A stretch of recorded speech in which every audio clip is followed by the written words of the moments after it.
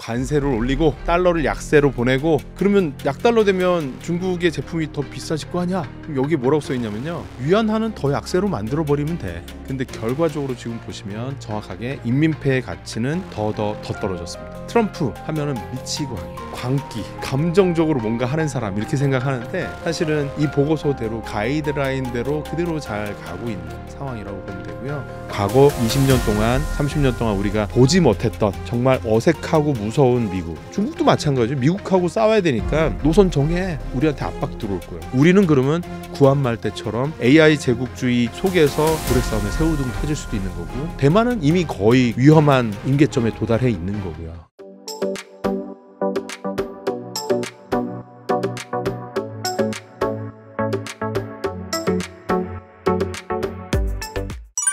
안녕하세요. 정주영 의장님, 간단하게 자기소개 부탁드립니다. 반갑습니다. 오랜만에 또 나옵니다. 지난번에 트럼프 제국, AI 제국 뭐 이런 이야기들을 많이 나눠드렸었는데, 저는 이제 그래비티 벤처스의 정주영 의장이라고 하고, 그래비티 벤처스는 스타트업에 투자를 해서 이제 성장을 함께하는 AC이면서 벤처 캐피탈인 그런 회사고요. 저는 이제 공부를 하다 보면 얻게 되는 인사이트를 여러분께 나눠드리기 위해서 나왔습니다. 미국이 제조업에서 어려운 모습을 보이고 있어 중국으로부터 제조 독립을 만들어야 한다는 보고서가 있다고 하는데 어떤 내용인가요? 사실 이제 트럼프가 당선되자마자 이제 미국에는 이제 여러 금융기관들이 있죠. 그런 하나의 어떤 그 금융기관에서 발표된 레포트가 사실은 그렇게 영향이 별로는 없어요. 근데 특별히 이 스티픈 미란이라는 사람이 쓴 User's Guide to Restructuring the Global Trading System, 그러니까 글로벌 무역 시스템을 재구축하기 위한 방안, 가이드라인이거든요. 이거를 써놓고 이 레포트가 그대로 있으면 괜찮은데, 이 레포트를 쓴 저자가 트럼프 행정부의 핵심 요직으로 들어왔다는 거죠. 우리로 치면은 대통령 비서실 경제통상 무슨 위원 이런 식으로 들어와서 거의 장관급 보직으로 알고 있거든요. 근데 이대로 되고 있거든요. 그러니까 관세를 올리고 달러를 약세로 보내고, 그러면 약달러 되면 중국의 제품이 더 비싸질 거 아니야? 여기 뭐라고 써 있냐면요, 위안화는 더 약세로 만들어 버리면 돼. 근데 결과적으로 지금 보시면 달러 인덱스가 100 미만으로 떨어져서 약세가 계속 지속되는 가운데 정확하게 인민폐의 가치는 더 떨어졌습니다. 저대로 되고 있는 거죠. 그래서 사실 많은 분들이 트럼프 하면은 미치고 광기, 감정적으로 뭔가 하는 사람 이렇게 생각하는데, 사실은 이 보고서대로 그대로 유저의 가이드라인대로 그대로 잘 가고 있는 상황이라고 보면 되고요. 이 레포트에서 기본적으로 얘기하는 내용은, 제일 중요한 거는 적대적인 국가가 있다라는 거예요. 미국이 소련과의 냉전이 있었죠. 소련의 몰락 이후에 그렇다 할 적대적 국가가 없었어요. 테러 집단은 있었겠지만 주적이 되는 국가가 없었어요. 근데 중국이 드디어 주적이 된 거죠. 그래서 일괄 관세를 왕창 매겼잖아요. 그런데 모든 국가가 다 미국한테 와서 어떻게 좀 안 되겠어 했는데, 중국만 혼자서 나는 이걸 못 따르겠어 이랬지 않았습니까? 그것도 역시나 이 리포트에서 주적은 중국이다. 그런데 관세를 때려보니까 결국은 이 반에서 나보다 센 놈 나와 그랬는데, 전학생 한 명이 딱 뒤를 돌면서 나 이렇게 한 거예요. 그러니까 자, 다른 친구들은 다 빼고 너만 옥상으로 와 이렇게 된 거예요. 그래서 지금 옥상에서 열심히 둘이서 옥신각신 누가 먼저 때릴 거냐 이러고 있는데, 결국은 서로 큰 펀치는 안 때릴 것 같긴 하거든요. 근데 재밌는 상황이 된 거죠. 그래서 결론은 뭐냐면, 스티픈 미란의 이 리포트가 작년에 11월에 나왔고, 그러니까 지금 트럼프가 진행하는 정책들은 사실상 많이 계획된 대로 가는 거다 라는 것을 강조를 드립니다. 그렇다면 이 보고서에서 궁극적으로 미국이 지향하는 것은 어떤 것일까요? 이 보고서에서는 사실은 제일 중요하게는 미국이 지난 수십 년간 중국 상대로 아주 편안한 생활을 보냈다 이거야. 중국이 싼 물건을 팔고 미국은 그 싼 물건을 사서 특별한 인플레이션 없이도 저렴한 가격에 좀 중국에서 이게 싼 노동력을 잘 활용을 한 거죠. 월마트 가면 정말 고품질의 좋은 제품들이 널려 있어. 그러니까 미국 사람들은 행복하게 맛있는 걸 많이 먹고 좋은 물건들을 막 뭐 왕구도 사고 다 사는데 인플레이션 안 생겨요. 그랬는데 결론은 뭐예요? 어마어마한 비중으로 중국에 대한 제조업 의존도가 높아지고 이 리포트에 이게 나와 있는 그래프거든요. 미국의 제조업 종사자 수가 급감을 하는데 뭐 원래도 계속 감소를 하고 있었죠. 그런데 2000년대 들어선 더 많이 감소를 해서 이제는 정말 미국에는 제조를 할 게 없는 거예요. 예. 제조업에 종사하는 사람이 이렇게 없으니까.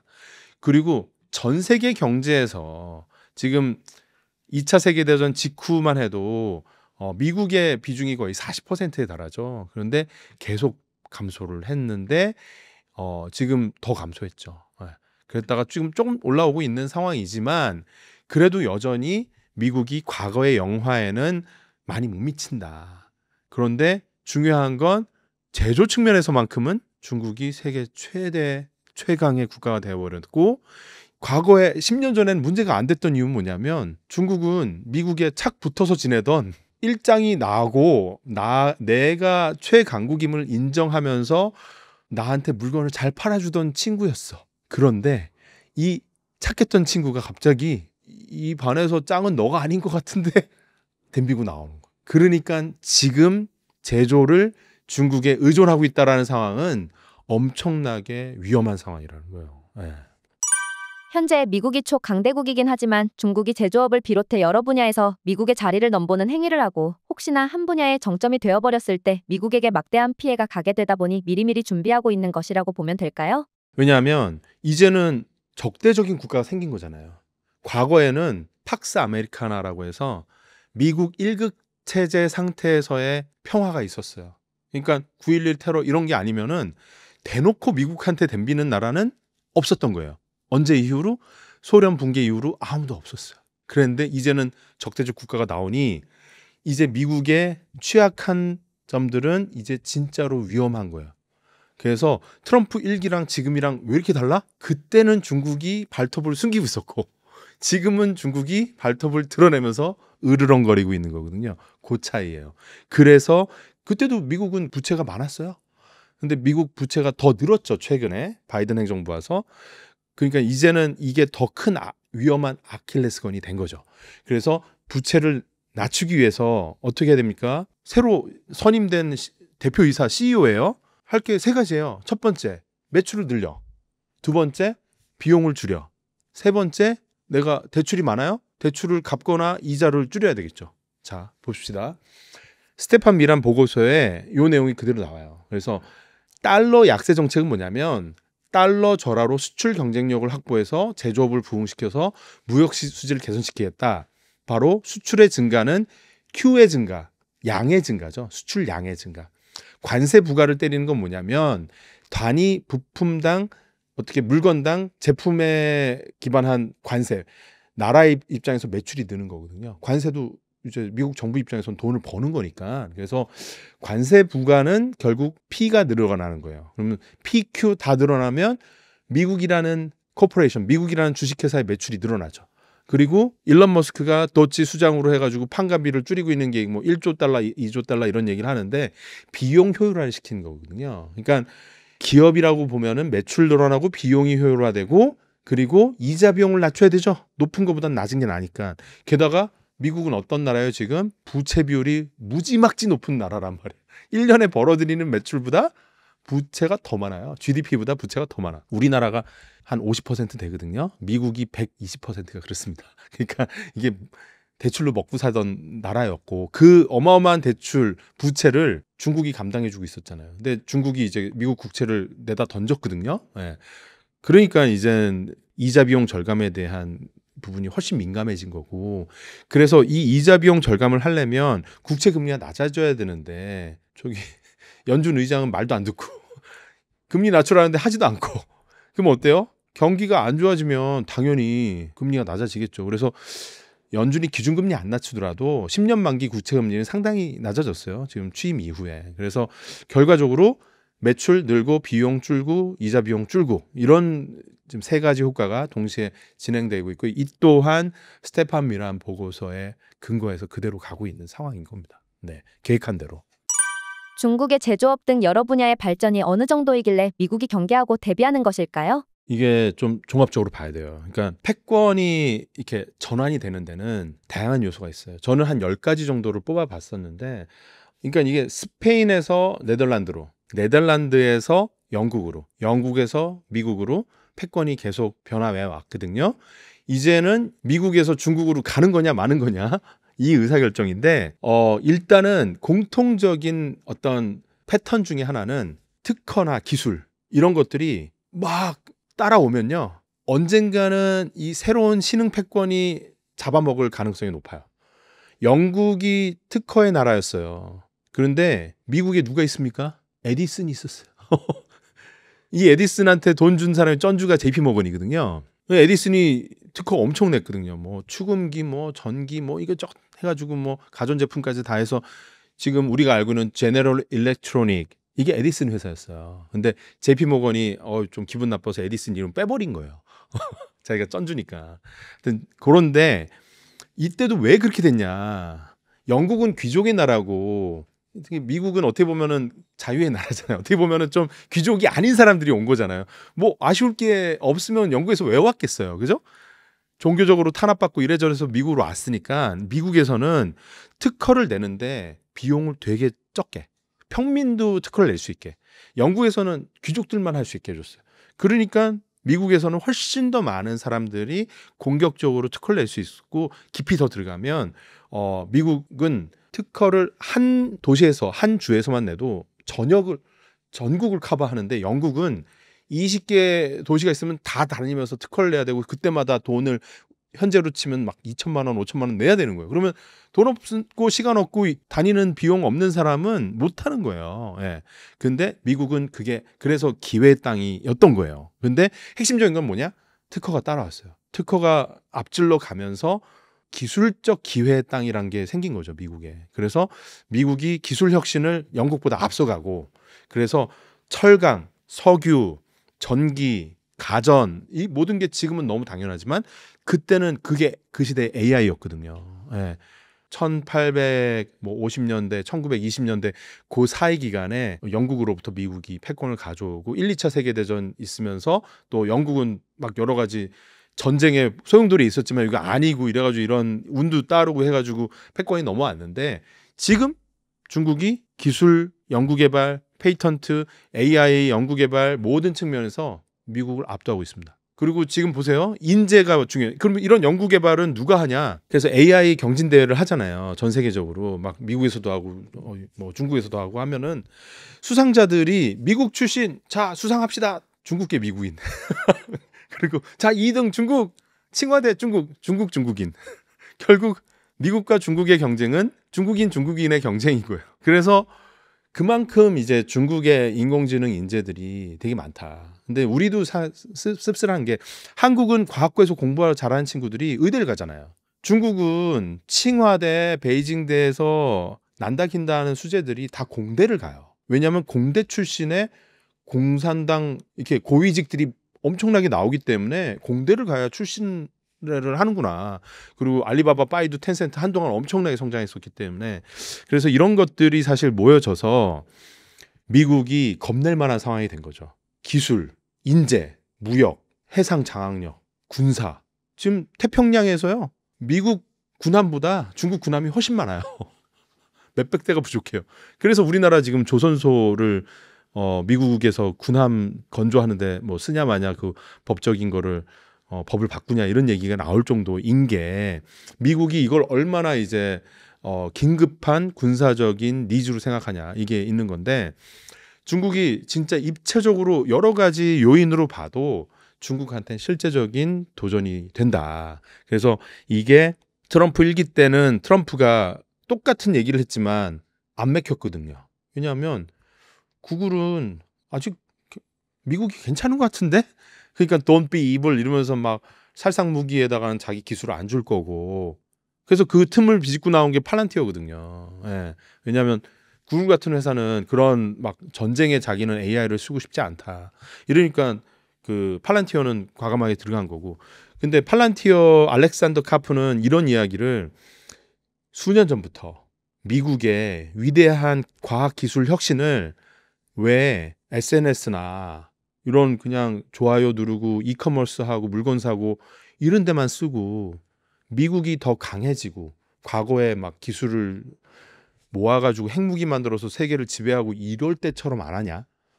중국은 그걸로 다 해가지고 미국을 지금 잡아먹을 듯이 쫓아오고 있는데 중국한테 다 우리가 망하고 나서야 너 그럴 거야? 하면서 국을 대놓고 저격하고 그 책이 이제 기술적 공화국이라고 테크놀로지컬 리퍼블릭 좀 있으면 번역돼서 나오는데 저는 이제 그 책을 원서로 작년에 이제 나오자마자 읽었거든요. 읽으면서 전율이 온 거예요. 아, 미국의 테크 타이탄들 100조 이상 가진 사람들은 지금 머릿속에 이런 생각 가득하구나.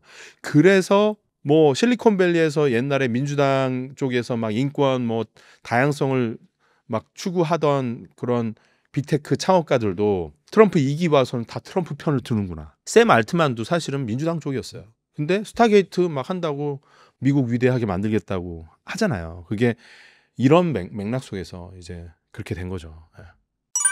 미국 경제가 트럼프 관세 폭탄 전부터 이미 흔들렸다는 이야기가 나오고 달러 약세가 이어져 오고 있는데요. 현재 미국의 경제는 어떻고 언제쯤 좋아질 것으로 보시나요? 좀 앞부분부터 먼저 말씀드리면 지금 관세 전쟁을 미국이 걸었다고 많은 사람들이 생각하잖아요. 근데 관세 전쟁에 더 밑단을 들어가 보면 환전쟁이에요. 환율 전쟁. 환전쟁인데 이 환전쟁은 결국은 기축 통화에 대한 도전이냐 아니냐 이런 건데 중국이 미국의 국채를 1조 달러 이상 갖고 있었어요. 그런데 지금 600빌리언이니까 과거 대비 한 40% 이상을 팔아 제낀 거예요. 사람들이 지금 미국 국채 중국이 던지면 어떡해요라고 걱정하잖아요. 이미 팔아 제낀 지 5년이 넘었어요. 수백조 원을 이미 다 팔아 제꼈고 미국은 그거에 대한 압박감을 이미 느끼고 있었던 거고 이미 중국은 미국 국채 대신 뭘 샀냐? 금을 샀어요. 그래서 금값이 엄청 올랐거든요. 금 보유량 중국 엄청나게 늘렸어요. 그래서 이 중국이 갖고 있는 금을 무가치하게 만들려는 노력에서 최근에 미국이 했던 행동 중에 하나가 금이 원래 전략자산이거든요. 비트코인도 전략자산으로 편입할래 하니까 금이 이제 약간 갈고리를 잃잖아요. 그동안 중국이 모아놓은 금은 비트코인만도 못하나? 이게 사실 미국하고 중국이 환으로 붙고 있는 상황인 거예요. 관세 전쟁 지금 4월 2일 날 공식적으로 뭐 미국하고 중국이 붙게 된 거에서 깜짝 놀랄 게 아니라는 거죠. 이미 이 밑단에서 이루어지고 있는 싸움은 치열하게 서로 펀치를 날리고 있었고 이미 서로 한쪽 눈탱이가 밤탱이가 돼 있는 상황이에요. 멍이 들어 있어요. 미국도 야 이제 내 국채를 사갈 데가 없네. 그리고 중국은 내가 모아놓은 금 이거 똥값 되면 어떡하지? 서로 걱정하고 있는 상황인데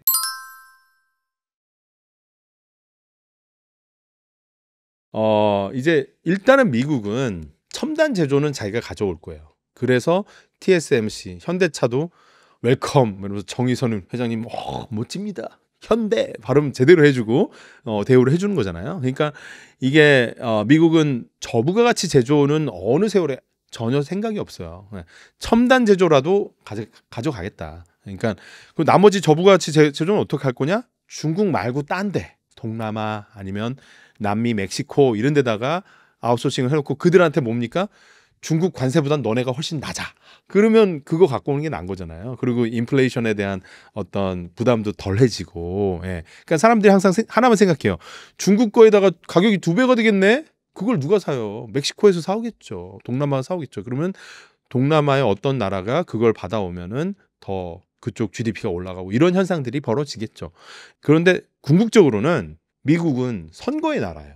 그래서 내년 11월에 중간 선거가 있거든요. 계속 성적표는 인사고가. 대표이사 트럼프, 미국 주식회사 대표이사 트럼프는 내년 11월 되면은 일단 중간 고가 평가를 받는다 이거예요. 예, 여기서 그 고가 평가의 기준점이 올해가 아니라는 거예요. 내년 7, 8, 9, 10월 달에 S&P 500 지수가 중요할 거고 그 당시의 실업률, 그 당시의 경기 침체 아니냐가 이게 중요한 거기 때문에 아마도 올해의 어떻게 보면은 과감한 드라이브는 바이든 행정부 때 어떻게 보면은 묵었던 체증들에 대한 거를 한 번에 떨어낸다. 그래서 경영자들은 그걸 빅베스라고 하죠. 빅베스. 큰 그 욕조에다가 한번 다 떨궈 가지고 싹 물로 씻어 보낸다 해가지고 빅 배스라고 하거든요.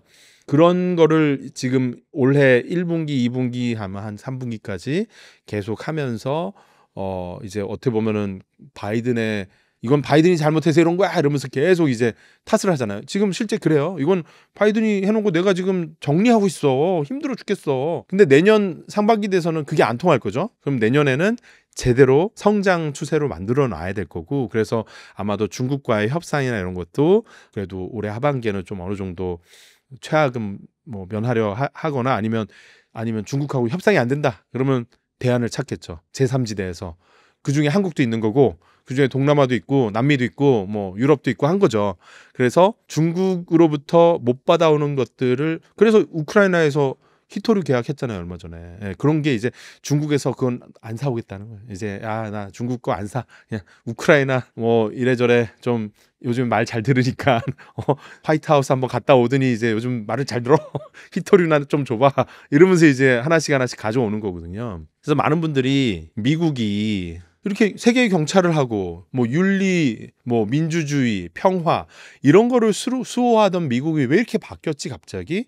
미국이 난 너무 싫어 이런 말씀을 많이 하세요. 근데 원래 패권 국가는 되게 흉폭해요. 대영 제국 시절에 해적질하면서 아편 팔면서 합리화시켰던 게 패권 국가야. 마음에 안 들면 막 그냥 식민 지배 해버리고 죽여버리고 하고 나서 나중에 역사에다가 우리의 지배를 받은 걸 감사하게 여겨 해요. 지금 똑같아요. 왜 근데 과거에 우리가 10년, 20년 동안은 그런 미국을 못 봤냐? 적수가 없어서 그랬어. 주적이 없으니까 뭐 딱히 내가 더러운 성과를 드러낼 필요가 없는 거예요. 왜냐하면 싸울 상대가 없으니까 뭐 싸울 필요가 없죠. 웨이트만 하고 근육만 키우고 있었던 건데 지금은 저쪽에 이제 중국이라는 주적이 생겼으니까 나 쟤랑 싸우는데 내가 질 수도 있을 것 같아. 그러니까 이거는 야 스탠스 정해. 너 제 편이야 내 편이야. 확실하게 하길 바래. 내 편이면 확실하게 나한테 이득이 되길 바래. 뭐 이런 거죠. 그래서 미국은 이제는 패권 국가로서 패권 경쟁에서 자기한테 이득이 되는 편과 아닌 편은 적이라 이렇게 명확하게 선을 긋고, 우리가 좀 어색할 수는 있어도 근데 미국이란 나라는 과거에 100년 전 150년 전 항상 약간 잔인무도한 면이 있었다. 그 잔인무도한 면을 상징하는 키워드가 명백한 숙명, manifest destiny란 말인데, 중국은 중화사상, 세계의 중심은 중국이다 이러면서 이제 중화사상을 펼치고, 미국은 manifest destiny인데 이게 거의 그래요. 옛날 대영제국 같아요. 미국은 AI로 혁신적이고 우리는 효율적인 정보를 갖고 있고 우리는 세계에서 제일 첨단이다. 그래서 우리의 지배를 받거나 우리의 어떤 지배 하에 있으면 너네가 좋은 걸걸? 이런 얘기예요. 그래서 지금 캐나다한테 얘기하는 것도 그래요. 그렇게 무능하고 그렇게 성장도 안 되고 문제가 있는 정부에 있느니 차라리 우리의 새로운 주가 되라 이러는 거잖아요. 이게 미국은 축복받은 나라고, 서쪽으로 가니까 금이 나오고 세계 최대 금강이었어요. 예. 동쪽으로 가니까 석유. 지금 셰일가스 세계에서 제일 많이 갖고, 원유 생산 세계에서 1등이잖아요 미국이. PC, 인터넷, AI 모든 게 미국에서 나왔어. 이런 나라가 어디 있어? 우리나라의 새로운 주가 되는 건 축복이지. 왜 그걸 마다해? 이런 거예요 지금. 근데 이게 트럼프 2기에만 나온 게 아니라 과거에도 그랬다. 최근 몇십 년간이 특별히 착했던 미국이지, 과거에 대부분의 패권을 잡았던 그 기간 동안은 잔인무도하고 흉폭한 제국주의 그 자체였다라는 거죠. 영국 못지 않았다라는 겁니다. 근데 제국은 원래 그래요. 그래서 제국주의를 싫어하잖아요. 예. 그래서 우리가 정신을 똑바로 차리고 여기에서 어떻게 생존할 거에 대한 고민 안 하면 과거 20년 동안 30년 동안 우리가 보지 못했던 정말 어색하고 무서운 미국, 중국도 마찬가지죠. 미국하고 싸워야 되니까 노선 정해. 우리한테 압박 들어올 거예요.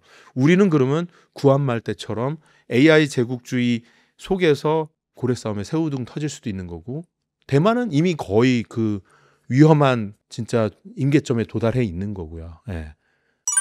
미국의 제조업은 향후 어떤 식으로 진행되고 이루어진다고 볼 수 있을까요? 그래서 미국의 제조업은 이제 첨단 제조가 AI와 로봇을 만나서 많은 분들이 그래요.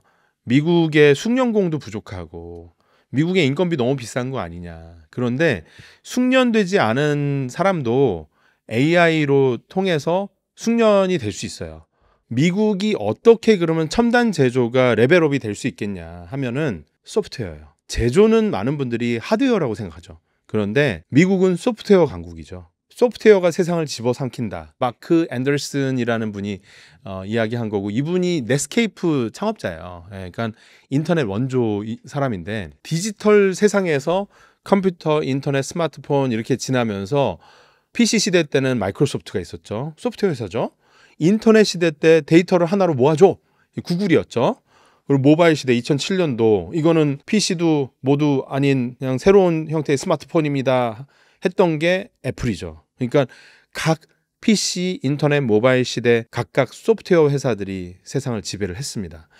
그런데 소프트웨어가 하드웨어도 집어삼키게 된 거예요. 제조를 집어삼키게 된 거고, 이 제조업을 소프트웨어로 재정의하고 있는 회사 팔란티어라는 회사가 있고, 이거를 거대한 팩토리, 무인화된 공장에서 막 찍어내면서 기존에 있는 다른 제조업체보다 영업이익률을 확 올려서 검증해서 보여준 회사가 테슬라인 거예요.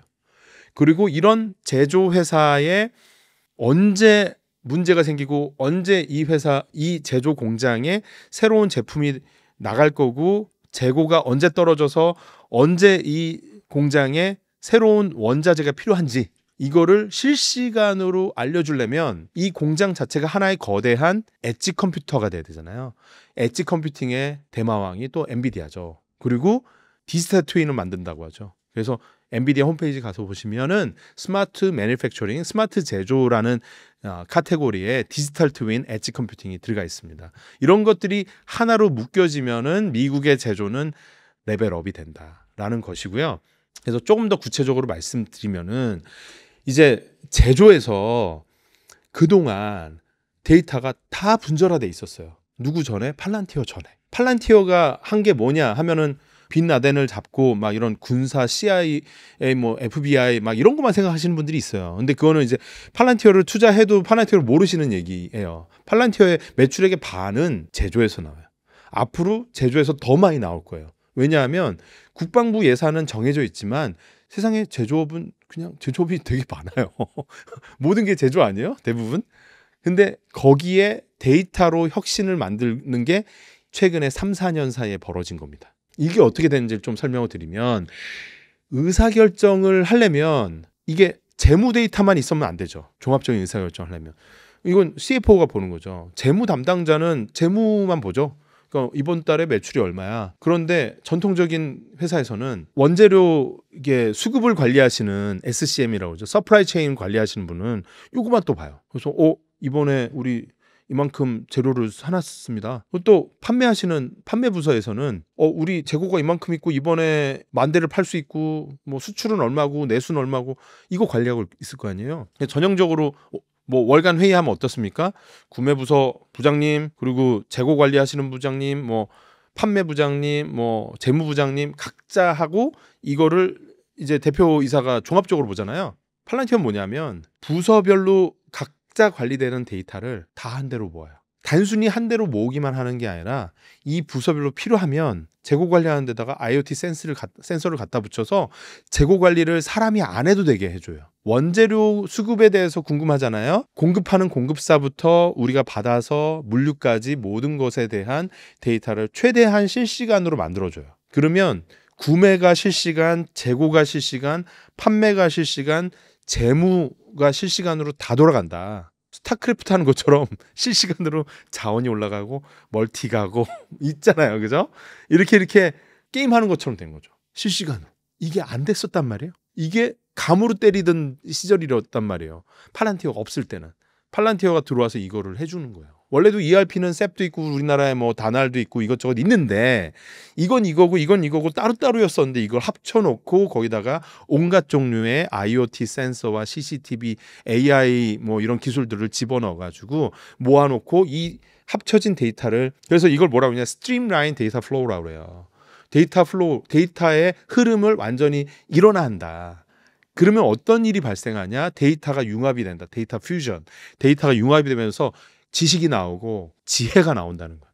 경영의 지혜가. 근데 이 지혜는 전통적인 10년, 20년 전에는 꿈도 못 꿀 만한 지혜가 나오는 거예요. 깜빡깜빡이 없는 거예요. 저쪽에 부장님이 이번 좀 이거 놓쳐가지고 이런 게 없는 거예요.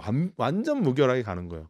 그런데 이 데이터를 다 그대로 마치 플레이스테이션 게임처럼 디지털로 다 바꿔놔. 그럼 그 공장은 디지털 트윈이 되는 거예요. 이 기계는 내용 연수가 10년인데 실제는 15년 정도 쓸 수 있고, 그런데 5만 번 돌릴 때마다 한 번씩 기름을 바꿔줘야 되고 부품을 갈아줘야 되는데, 티피컬하게 그게 문제가 생길 때는 온도가 올라가고 뭐가 어떤 사전에 이런 징후가 있어. 센서 달아놓고 88,000회쯤 갔을 때 온도가 올라온다 그러면 야, 저 예방적으로 2만 회 더 기다리지 말고 빨리 선제적으로 저 부품 갈아가지고 고장 안 나게 하는 게 우리가 라인이 스탑 안 하는 지름길이야. 그럼 이따가 교대할 때 한 번씩 딱 올스탑 할 때 그때 가라. 과거에는 어때요? 가열돼서 셧다운 문제가 발생했을 때 그때 가서 부랴부랴 하는 것도 힘들었단 말이에요. 지금 예방을 할 수 있는 거죠. 이런 것들이 과거에 꿈꿀 수 없는 AI가 도와줘서 할 수 있는 제조업의 어떤 효율성 향상이라는 것이고요. 이런 데이터들이 다 쌓였을 때 어떻게 되냐. 사람이 하잖아요, 지금은. 근데 모든 게 데이터로 돌아가요.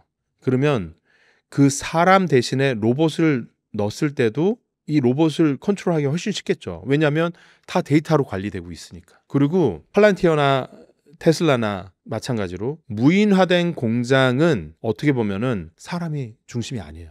로봇이 중심이고, AI와 로봇 입장에서 편리한 대로 공장 레이아웃을 새로 짜요. 그래서 테슬라 기가팩토리 한번 이렇게 쭉 드론으로 막 촬영한 거 보면요, 전통적인 사람이 들어가서 일하는 플로어 스타일하고는 되게 달라요.